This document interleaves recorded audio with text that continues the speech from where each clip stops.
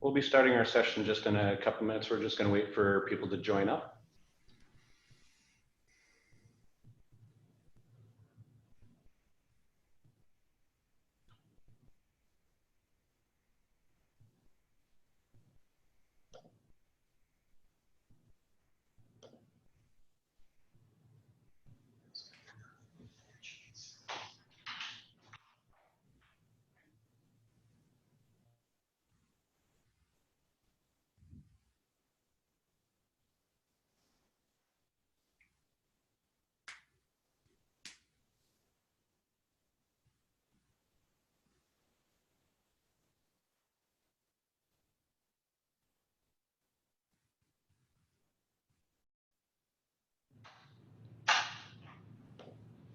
So good morning, everyone, and thanks for joining us for this webinar. We hope that you and your families have adapted as well as possible to this current reality.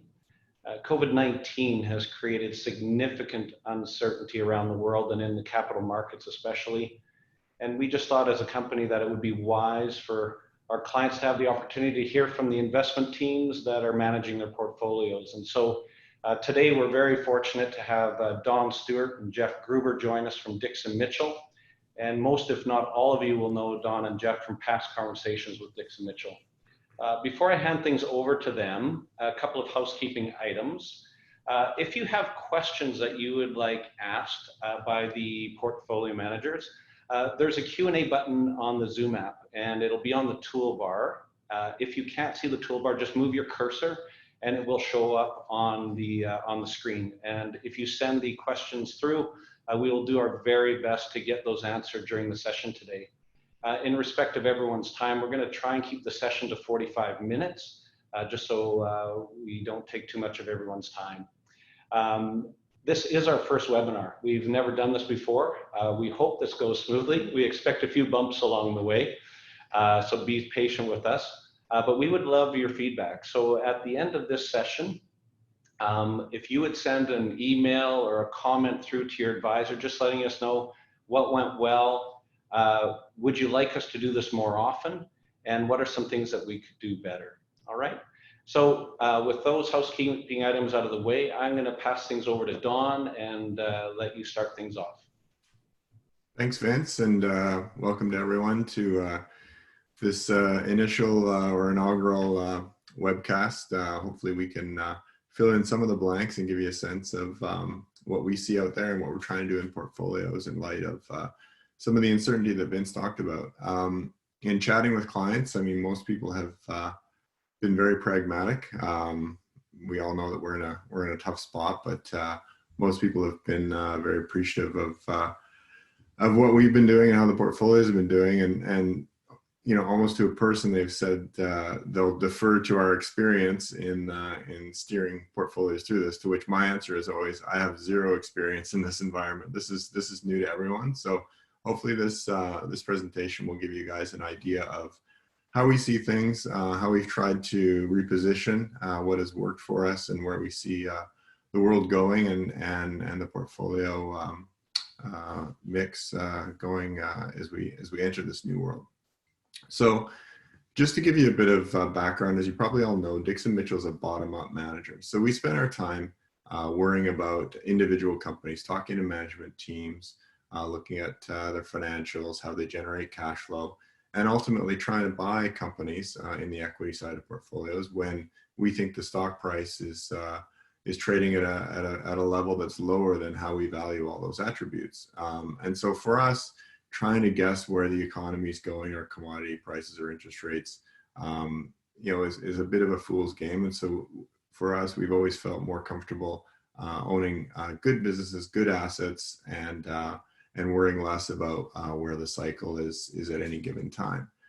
However, now this is all a top-down situation. It didn't really matter what type of company you are or were, how it's managed, or what you're doing, except for a couple of exceptions, maybe Domino's Pizza and Netflix. But other than that, it's been a pretty tough road. And so that's caused us to look a little bit more from the top down and try and figure out, okay, aside from knowing what we know about the companies we own, let's make sure that we understand where the big forces are going in the economy, and how we might want to position portfolios to reflect that going forward. So this sort of takes us back to 08, 09, where again, back then you had this this big force, which at that time was the financial crisis, driving everything. And so same thing now. We want to look at things a little bit more top down than we traditionally would. This chart is a little bit confusing, but it's just to show you how quickly this onset or quickly this crisis came on, and how it really caught analysts by surprise. So that white line is just global GDP growth up to the end of 2019. So you can see it's sort of moving along in that 3 to 4% range. And the dotted line is where at the start of the year, most of the big economists thought the economy would go. So kind of just more of the same, pretty benign environment. Interest rates were fairly favorable. Stocks were maybe a bit pricey, but not wildly so. And economies were on a bit of an uptick.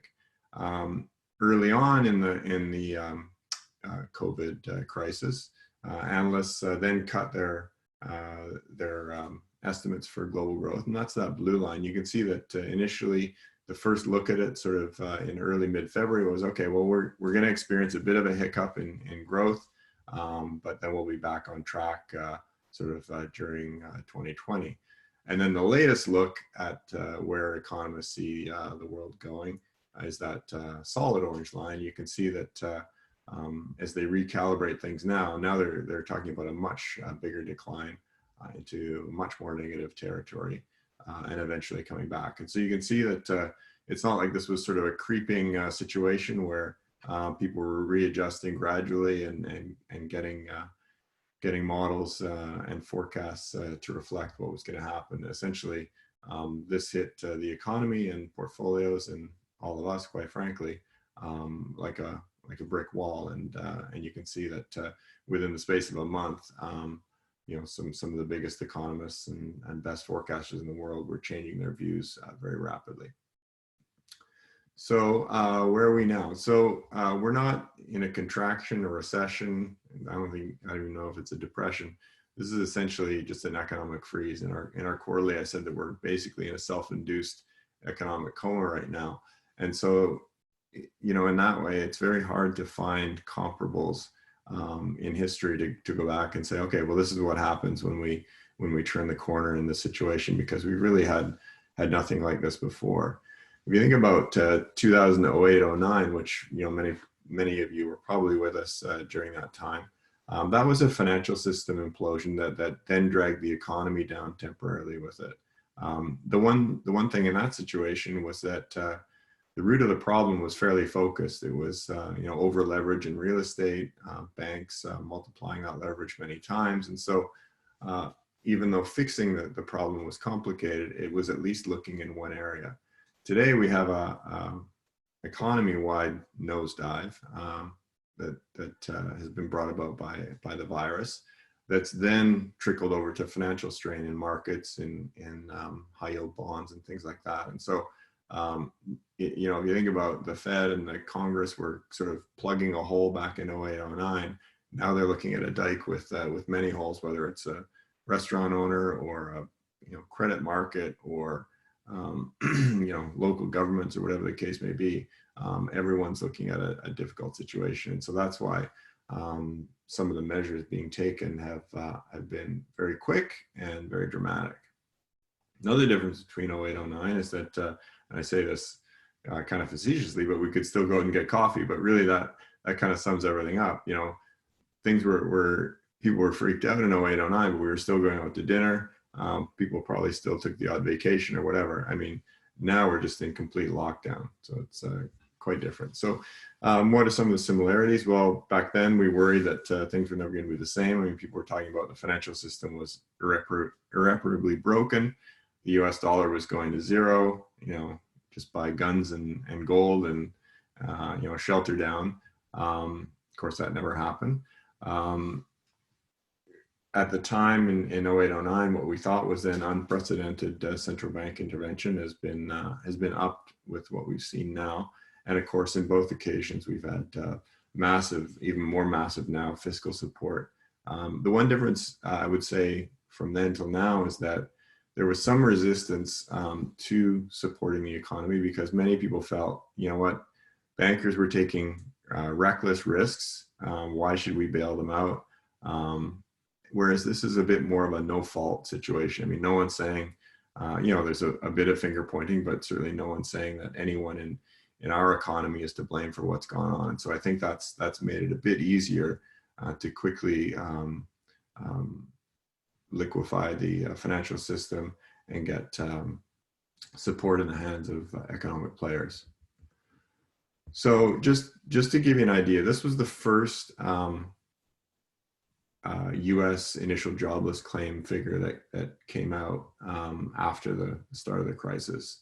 And so you can see that orange line, the number shot up to close to 3.5 million. That's now at about 22 million. But just to give you a sense of how dramatic this is, the black line down below is the initial jobless claims in the 08-09 period. So you can see that we're not even in the same galaxy. This is very dramatic in terms of the economy. Now, the thought and the hope is that as quick as it's been turned off, we can turn it back on again. Certainly, that we'll talk about in a second. There'll be some fits and starts and some sectors and companies that won't survive that. But that chart sort of tells you how rapidly and how dramatic this economic halt has been. So the one positive thing, as I mentioned, is that stimulus has come very quickly. So this is looking at the U.S. side. So the gray area and the black line is showing what happened back in 08-09. And there was a lot of, as I mentioned, a lot of back and forth with Congress because it was, a lot of the thought was, well, why should we bail out these fat cats?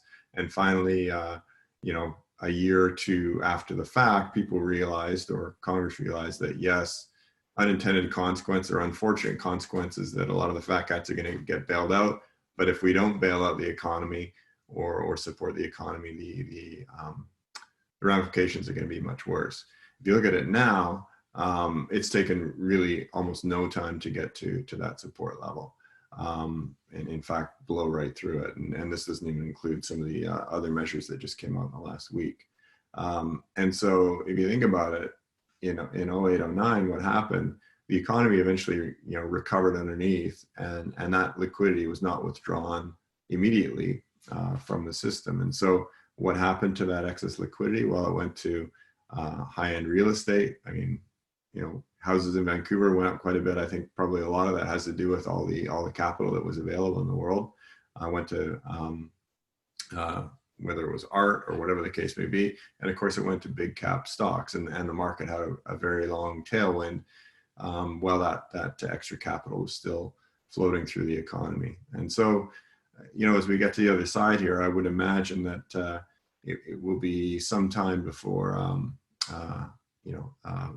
government officials, central bankers are able to withdraw their support of the economy. And so there's probably a good chance that any money supply in excess of economic growth will probably find its way to assets. So, for that reason, we don't want to be too conservative and too uninvested in that eventuality.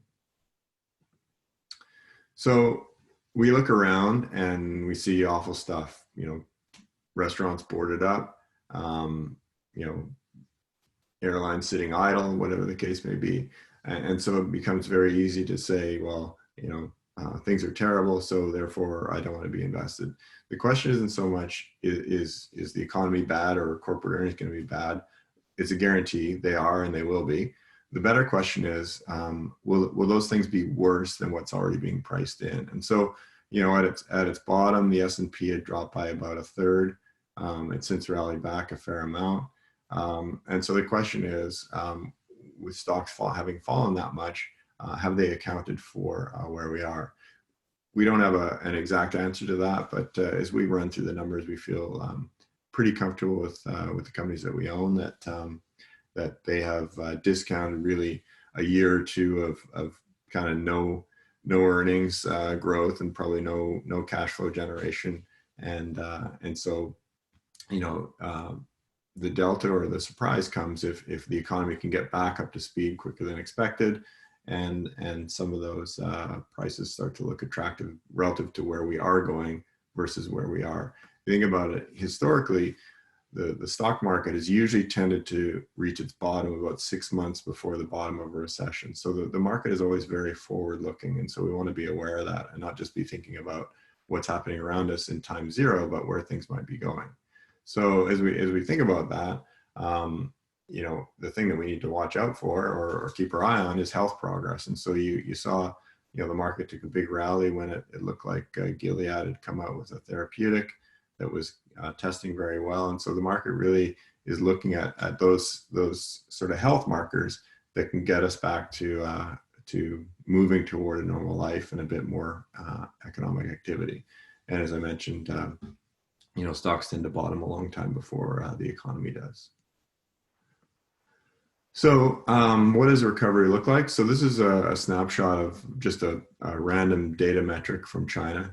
Putting up GDP in China is a bit problematic because you never know how real those numbers are that come out of Beijing, and quite often they're heavily manipulated. But if we look at on the ground figures, things like subway ridership, you can see what recovery looks like. So this is subway traffic in the 6 biggest cities in China. You can see that in 2018 and 2019 at Chinese New Year, traffic always drops off dramatically. People go back to their families or stay at home to celebrate or whatever, and then things pick up. And the reason those lines are so jagged is, of course, there's weekends in there when travel goes down. So you can see what happened this year, the same usual drop off in travel at Chinese New Year. However, instead of recovering immediately, we went sideways for quite a while, and it's just now that we're getting back to that climbing back. And so, that's kind of where we want to get to, is that we're on this upward path of actual activity, and we start to see some of that flow into people being back at work, consumption going up again, and of course, corporate earnings getting revived. So here's just looking back at the market bottom that was found back in 08 and 09. And so there's a lot of people now, a lot of strategists saying, well, we've had this reflexive rally from the March 23rd bottom this year. And in a classic bear market scenario, you would go back and retest that, kind of flush out the last holders of stocks. And then from there, markets would rally. And that would be sort of the classic move. And so if you think about back in the fall of 08, in late November, the S&P reached what many thought was a bottom. Things had been pretty flushed out, and the market rallied all the way back to early January, up about 27%. And people thought, well, we're past this, the worst is over, we can get back in. Unfortunately, the market then fell all the way to early March to the rather ominous level of 666.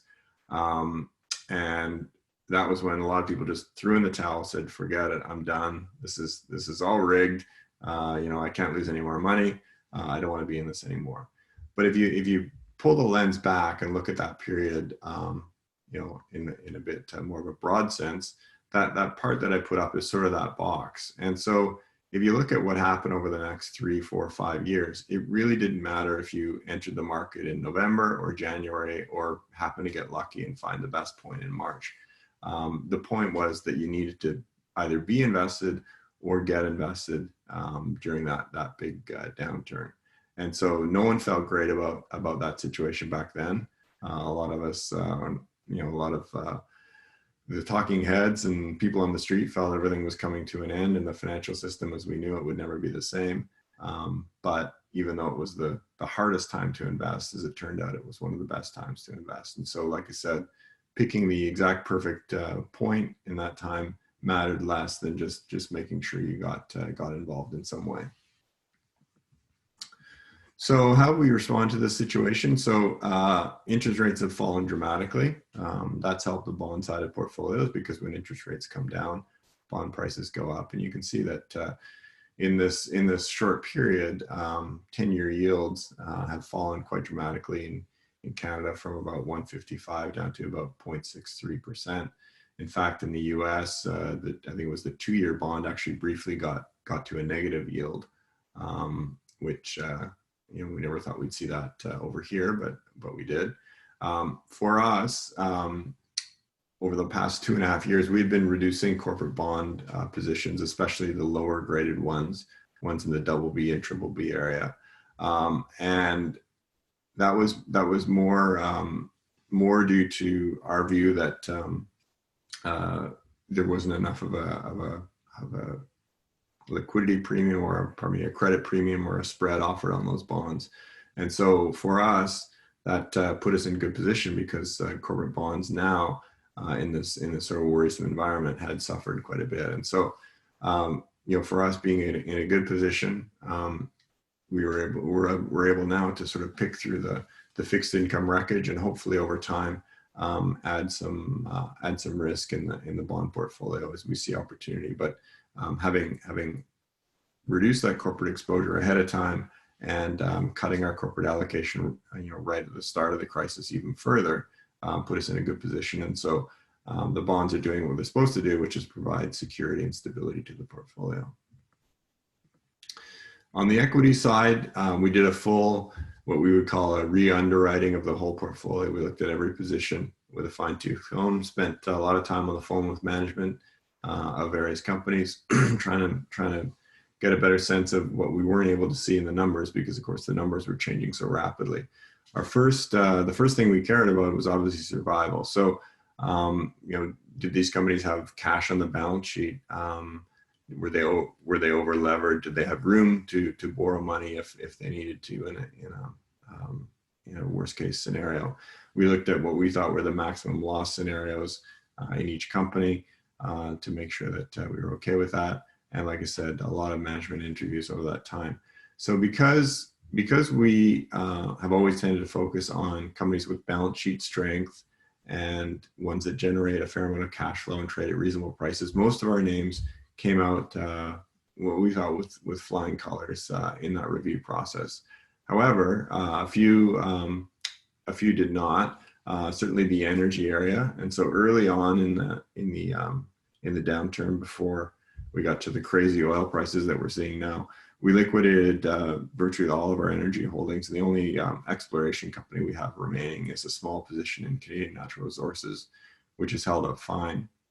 And we took some of that capital from those names and rotated into stronger positions, or ones that we feel are very well positioned. So some of the technology names, healthcare, and other areas, service areas that we think will emerge fairly well through this piece. And I was just looking through the portfolio. A lot of those names, things like Danaher, Microsoft, Johnson & Johnson, Thermo Fisher, ones on the foreign side, are actually all positive for the year, believe it or not. And so there are some winners emerging from from this period, and we want to focus more on the ones that, like I said, are well capitalized and that are in a position to thrive and survive in what's probably a very different environment going forward. So how are we doing? As I mentioned, aside from a few esoteric names, whether it was Zoom, the thing we're using right now, Netflix, like I said, Domino's Pizza, Clorox, a few others did well in the decline, but there was really not too much place to hide. For us, a good proxy to look at in terms of how our accounts are doing overall, or typical balanced account, is a mutual fund that we submanage called the VPI Canadian Balanced Fund. And so it gives a good snapshot as to how we've done year to date and how we're doing against peers. So that just shows that this fund, which runs at about a 65-35 stock to bond mix, so similar to many of our clients, and it's got all the same holdings that our direct clients would, is down about 5.8% per year on the year to date. So, given all that's going on and the big drop in the market, not too bad. Importantly, though, it's been first quartile ranked, so in the top 25% of balanced funds for every measurement period over time. You can see that it's outperformed the average of the peer group by a fairly good margin. So we're happy with how the conservative approach has worked out, and I think for now, as we look at this, like I said, this new environment, we're able to put together a game plan and really make sure that certainly the equity side of the portfolio is focused on names that will fare well in what should be a pretty different operating world going forward. So when we look at how we want to position things going forward, I talked about balance sheet strength. So for now, for us, we're thinking like a banker. We're thinking more about the liability side of a company's financial statements than we are about all the growth or all the income they can earn. So we really want to know, do these companies have the financial strength to carry on? So I was looking at, for example, Google the other day. Google has no debt, and they also have $120 billion in cash. So here's a company that doesn't have to worry about its existence at all. In fact, they could buy Boeing and Airbus and have money left over. And so if you think about going into this scenario, there was talk about, antitrust. We need to break up Google. We need to break up Facebook, whatever.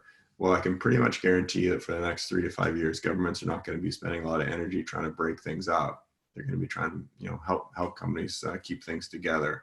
And so these guys will, fortunately or unfortunately, the strong are going to get stronger because they come into it in a very strong financial position, which will enable them to either buy out competitors or make life very difficult for their competitors. And so we want to really focus the portfolio in names that have that financial and operating strength.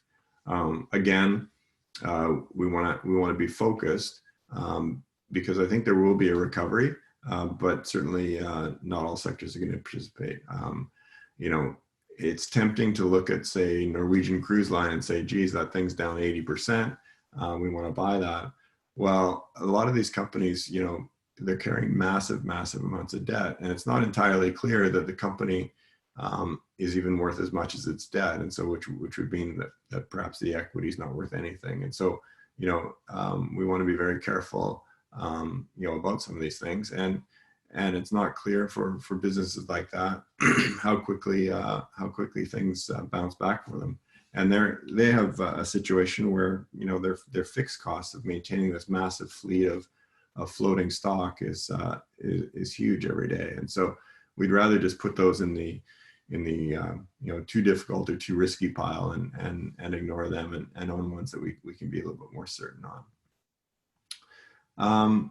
So for us as well, instead of thinking about what the next quarter is going to look like or how bad things are going to be going forward over the next few months, we want to think about looking at the businesses that we own, the ones that we might consider, to say, okay, we know that the next little bit is going to be ugly, but how does this company look, or this stock price look, in terms of what they might earn over the next 20 quarters or the next 5 years? And in many ways, if you think that over the next year and a half or whatever, things will start getting back to normal, you can forecast out and say, geez, if I'm a 5 or 7 or 8 year investor, today's prices look really great. I have no idea how they look relative to where we'll be in the fall, but if we're looking out to 5 and 7 and 8 years, all of a sudden you can do some modeling and come up with a case that a lot of companies look really attractive. So I think for us, that's the mode we want to think in now that we're sort of have a better handle on where things are, what we're dealing with, and where we might start to come out of it. So I talked about some of the industries that face existential threats. Obviously, travel. The other one that comes to mind too, it was about to come public, but Airbnb, which was a huge darling of the private equity world. Well, as we go back to work or go back to travel and whatever, the question is, is the first trip someone's going to take going to want to be staying in someone else's home?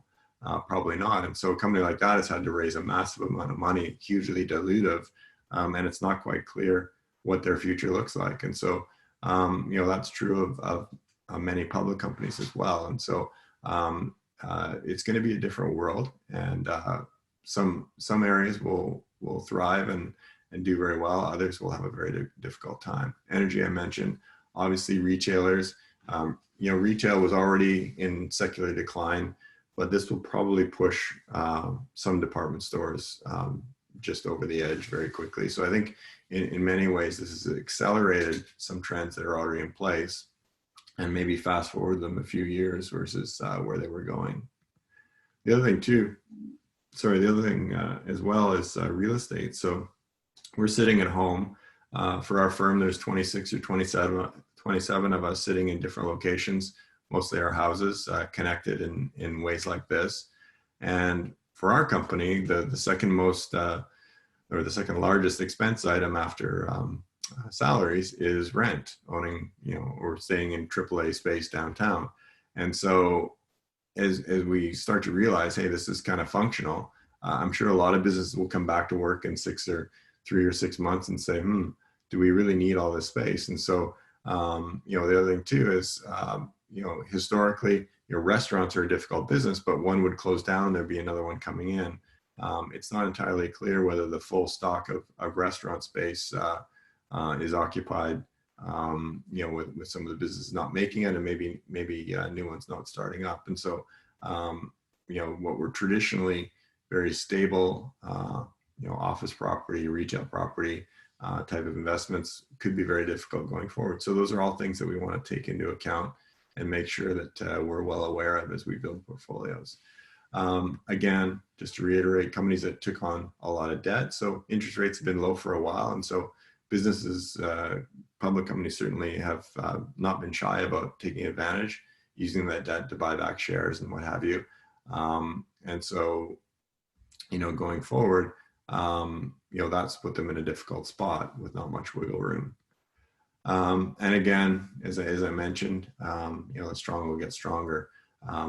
Big tech, I mentioned Google. We also own Berkshire. They've got their own little pile of 130 billion in cash. And so you would think that they would start to be opportunistic as things play out here. So, we want to angle the portfolio more towards those names. There will be some dramatic recoveries of things that were on death's doorstep and people weren't sure if they were going to make it, and they do, and they have a great return. But to us, that's just too much risk, too much of a binary outcome. We'd rather own the ones that have weathered this fairly well and are in good position to take advantage as we transition out. So in summary, this is like nothing we've experienced. We're feeling our way through just like everyone is. Some industries and companies are going to be radically transformed if surviving at all. And again, those who entered the crisis with strong balance sheets, who provide goods and services that are necessity or that fit the new landscape, and those that are run by really strong management teams will probably prosper in this environment. Again, we want to think less about what's happening right now and think about, okay, if we're thinking, if equities truly are a 5 and 7 and 8 year proposition, who's positioned to be in the best position over those time frames, and can we buy stocks today that are too focused on, in terms of their pricing, too focused on the near term and not taking enough into account as to what this company looks like over a proper investment time horizon. So that's what we're doing in portfolios. That's how they've held up in this period, and where we see them transitioning going forward. Don, thank you very much for sharing that. And just a few questions. And for those that are at home right now, feel free to send through any questions that you may have to that Q&A tab at the bottom of your toolbar there. One question is, what are you hearing at this point on what the long-term impact could be on like the government debt that is going to balloon as a result of this? And what would the impact be there? Yeah, so first of all, we had no choice but to do this in terms of taking on debt to sort of keep economic players alive. The alternative would have been impossible to contemplate or too horrible to contemplate. So, we kind of are where we are. If you look at the debt levels in terms of percentage of GDP that we're taking on, the last comparable time, it would be the Second World War. So back then, obviously, there were needs to fund that effort. And so huge amounts of debt were taken on. And at that time, government debt was sort of a new thing. Governments tended not to go into debt like they do now. And at that time, many were saying that this is the end, we'll never pay this back, or whatever the case may be. But what happened was that over time, economies grew quickly enough that debt as a percentage of the economy kept shrinking. So it's kind of like, if you have a house that's $500,000 with a $200,000 mortgage, that seems really levered, but then the house goes to 700,000, then to 800, then to $1 million, and suddenly that $200,000 doesn't seem like quite the burden. And the same thing happened with the debt back then. So we sort of, in some ways, grew our way out of it, or inflated our way out of it. It's less clear that will happen now because, of course, demographically things aren't in our favor.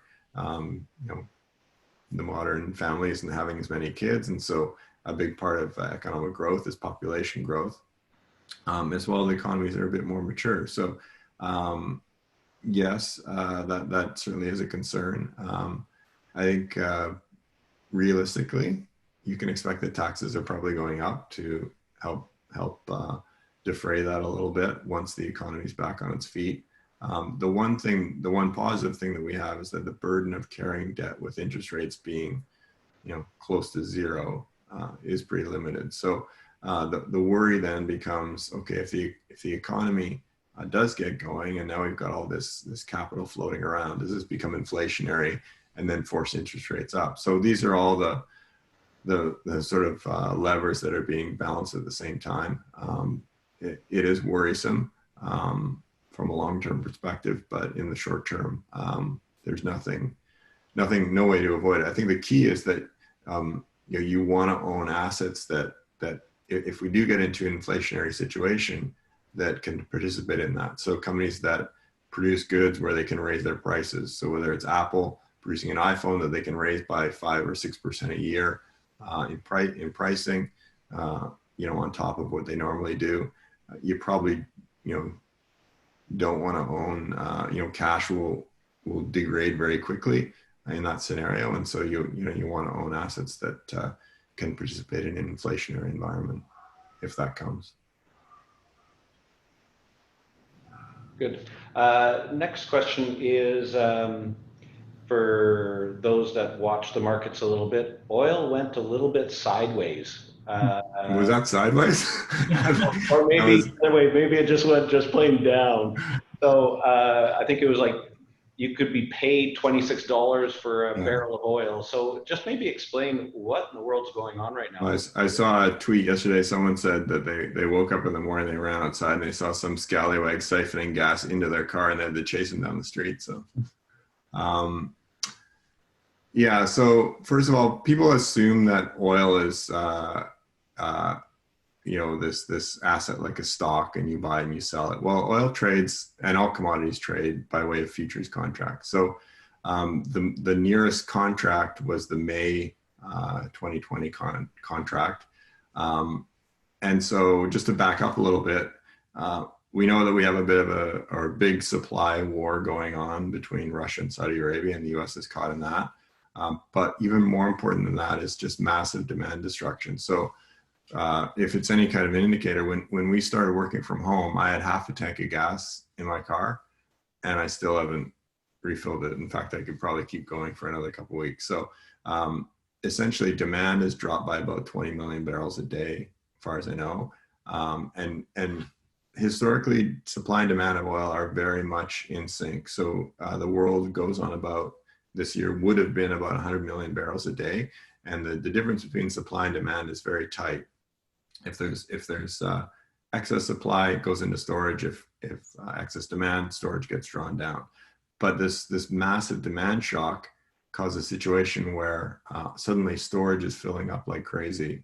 In fact, it's estimated that within a month or two, all the tankers that are just sitting there taking in oil as a storage facility will be filled up.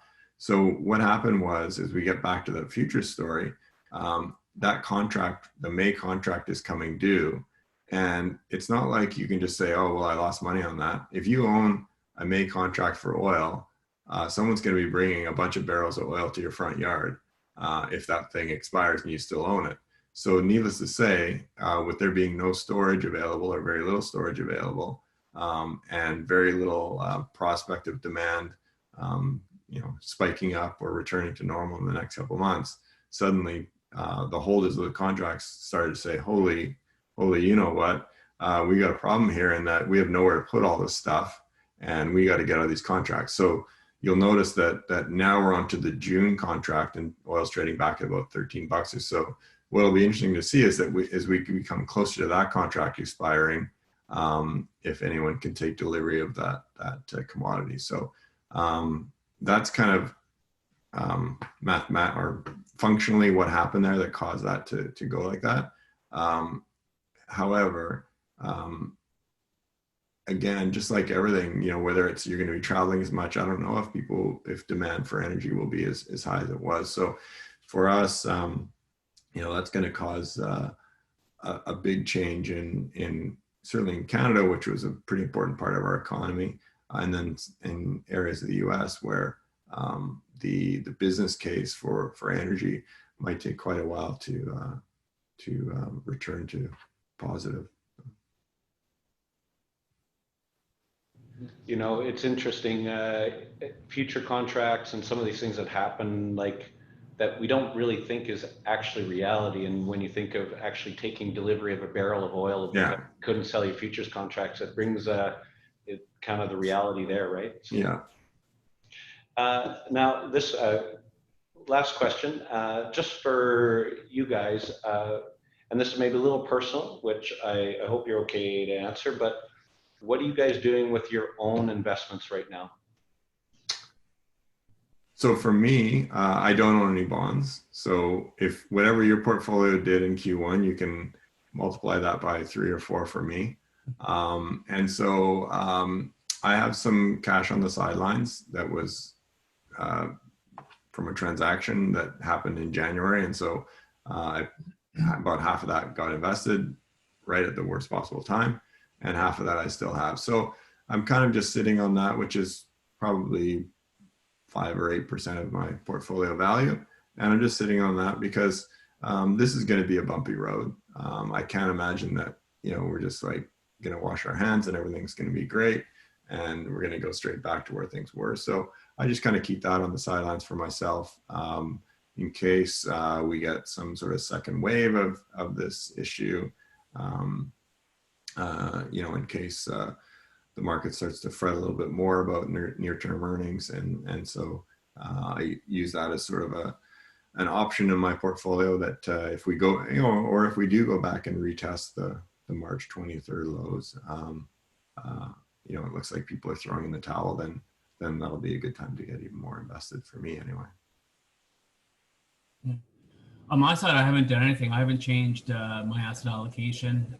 We have a policy at Dixon Mitchell that all employees, all partners, everybody is invested in Dixon Mitchell portfolio. So we like to say that we eat our own cooking. And so I haven't changed anything with respect to asset allocations. All of my assets are at Dixon Mitchell, and so we're just riding the course. Yeah, when I say equities, I mean the Dixon Mitchell foreign portfolio, the small cap, and the Canadian portfolio. Okay, that's great. Well, gentlemen, we are out of time, and so we're being respectful of everyone's schedules these days. We'll end the session here today.